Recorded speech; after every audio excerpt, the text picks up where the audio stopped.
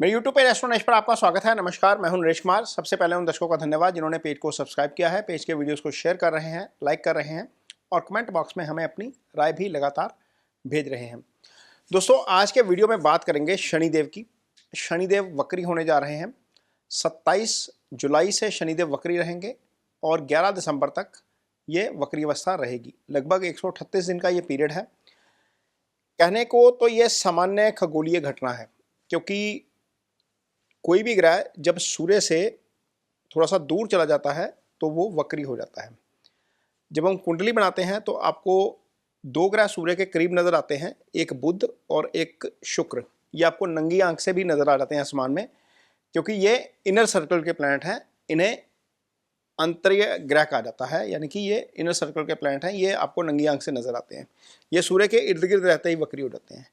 लेकिन मंगल, गुरु और शनि ये आउटर सर्कल के प्लैनेट हैं। ये जब सूर्य से लगभग 120 डिग्री की दूरी पर चले जाते हैं तो ये वक्री हो जाते हैं। किसी भी कुंडली में यदि सूर्य से मंगल, शनि या गुरु की जो स्थिति है वो 5वें भाव में भी होगी तो भी वो वक्री हो जाएगा। यानी कि यदि किसी की सूर्य कुंडली बनाएंगे तो सूर्य से 5वें, 6ठे, 7वें, 8वें, 9वें भाव तक भी हो कोई ग्रह तो वो नंगी आंख से देखकर बताया जा सकता है कि ये वक्री अवस्था में हो सकता है। 5वें को तो खैर हम थोड़ा सा दे सकते हैं कि एज हो सकता है कि मान लीजिए सूर्य 29 डिग्री का पड़ा है और 5वें भाव में शनि 1 डिग्री का पड़ा है, तो वैसी अवस्था में शायद वक्री नहीं होगा। लेकिन यदि सूर्य की डिग्री कुछ कम है, 15 डिग्री के आसपास है, और इधर शनि भी 15 डिग्री का है 5वें या 9वें भाव में, तो वो वक्री ही होगा। अदरवाइज 6ठे, 7वें, 8वें भाव के प्लैनेट सूर्य के सामने हो तो वक्री होते हैं। किसी भी कुंडली में इसकी स्थिति पता लग सकती है। अब शास्त्र कहता है कि जो वक्री ग्रह है उसका चेष्टा बल बढ़ जाता है। चेष्टा बल इसलिए बढ़ जाता है क्योंकि सामान्य चाल में जो वो प्लैनेट मूव कर रहा होता है तो वो दोबारा से उसी चाल में आने की कोशिश करता है। तो कोशिश करता है तो वो अपना बल ज़्यादा लगाता है। मान लीजिए एक रबड़ है, उसको पुल कर दीजिए तो रबड़ जैसे ही आप छोड़ेंगे तो वो दोबारा उस स्थिति में आने की फोर्स के साथ प्रयास करती है। तो ऐसी स्थिति है, तो इसका चेष्टा बल बढ़ जाता है। तो चेष्टा बल जब ग्रह का बढ़ता है तो वो अपने अच्छे या खराब दोनों तरह के फल करने के लिए ज़्यादा जो है वो पावर लगाता है, ज़्यादा फोर्स लगाता है। तो अब ये जो वक्री अवस्था है शनि की, इसका आपकी राशि के ऊपर क्या असर पड़ेगा ये वीडियो में आपको आगे बताएंगे। तो ये जो शनि की वक्री अवस्था है इसका किन राशियों के ऊपर असर पड़ेगा ये वीडियो में आगे समझने की कोशिश करते हैं। अगली राशि जिसको ज़्यादा ध्यान रखना है यहाँ पर वो है सिंह राशि। सिंह राशि के जातकों के लिए इस समय शनि अष्टम भाव में गुजर रहे हैं। तो अष्टम क्या होता है? अष्टम पहले तो लंबी बीमारी का भाव होता है, दुर्घटना का भाव होता है, सडन लॉस का भाव होता है। जब सिंह राशि है उसके लिए शनि वैसे भी अच्छा फल नहीं करते, क्योंकि यह सूर्य की राशि है। शनि यहाँ पर मारक हो जाते हैं। शनि की मकर राशि यहाँ पर 6ठे भाव में आती है और कुंभ राशि यहाँ पर सप्तम में आती है। इन दोनों का स्वामी अब अष्टम में चला गया। तो अष्टम में चला गया तो सीधी दृष्टि से किसको देख रहा है? दूसरे भाव को। धन भाव से संबंधित चीजें गड़बड़ हो सकती हैं, धन की हानि हो सकती है। यानी कि जो आपने संचित धन किया है वहां पर थोड़ा सा नुकसान आपको हो सकता है, इसलिए यह ध्यान आपको रखना पड़ेगा। गाड़ी धीमी चलानी पड़ेगी। अष्टम भाव जो होता है आपकी बॉडी में, यदि हम मेडिकल स्टोरी देखते हैं तो लोअर बैक का एरिया होता है। यहाँ पर आप यदि गाड़ी चलाते हैं तो गाड़ी धीमी चलाइए। यदि आप जिम में जाते हैं या एक्सरसाइज करते हैं तो कोशिश करिए कि हैवी वेट मत लिफ्ट करिए।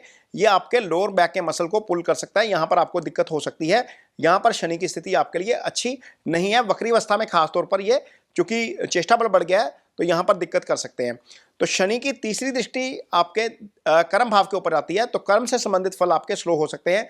यानी कि यदि आप जॉब करते हैं, कोई प्रमोशन पेंडिंग है तो प्रमोशन आपका थोड़ा सा डिले हो सकता है, क्योंकि कर्म भाव के ऊपर शनि की दृष्टि है।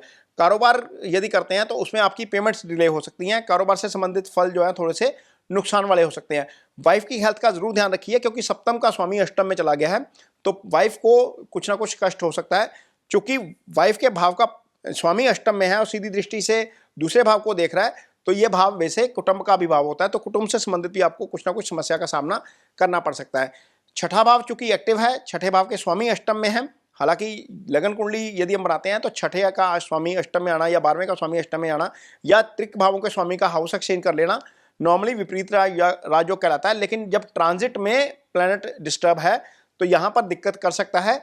लीगल या फाइनेंशियल गारंटी सिंह राशि वाले भी मत लीजिएगा किसी की भी, अदरवाइज दिक्कत हो सकती है। तो ये सिंह राशि के जातकों के लिए शनि के वक्री होने का प्रभाव रहेगा। तो यदि आपकी कुंडली में शनि खराब है, यदि स्थिति खराब है शनि की, आपका शनि 6, 8, 12 में बैठा हुआ है या राहु केतु एक्सिस में है, हालांकि छठे का अच्छा होता है, लेकिन यदि अष्टम 12 में है, राहु केतु एक्सिस पे है, मंगल के साथ है, पाप ग्रहों से पीड़ित है, तो आपको शनि की कुछ रेमेडीज जरूर करनी चाहिए। शनि की रेमेडीज क्या हो सकती है? मान लीजिए आप ऑफिस में काम करते हैं और ऑफिस में आप सीनियर हैं, आपके सबॉर्डिनेट जो हैं वो सैटर्न को रिप्रेजेंट करते हैं, शनि लेबर क्लास को रिप्रेजेंट करते हैं। लेबर क्लास को कुछ ना कुछ थोड़ा सा सरप्राइज देते रहें, ये आपका शनि के फल को अच्छा करता है। यदि आप फैक्ट्री के ओनर हैं, आपके अंडर जितनी भी लेबर काम करती है वो सारी सैटर्न को रिप्रेजेंट करती है, तो आप अपनी लेबर को कुछ ना कुछ सरप्राइज शनिवार के दिन कुछ ना कुछ ट्रीट के रूप में या कुछ सरप्राइज के रूप में कुछ ना कुछ ऐसी चीज़ जिससे लेबर को फ़ायदा हो वो कर सकते हैं।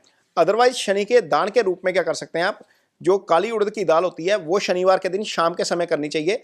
जब ये दान करेंगे तो आप अपने नाम का, नक्षत्र का, गोत्र का, राशि का संकल्प लेंगे। संकल्प लेने के बाद जिस मकसद से ये दान किया जा रहा है उस मकसद को मन में धारण करेंगे। ये दान राजसिक दान कहलाता है जो हम संकल्प लेकर करते हैं। तो दान हमेशा शनि का दान शाम के समय करेंगे।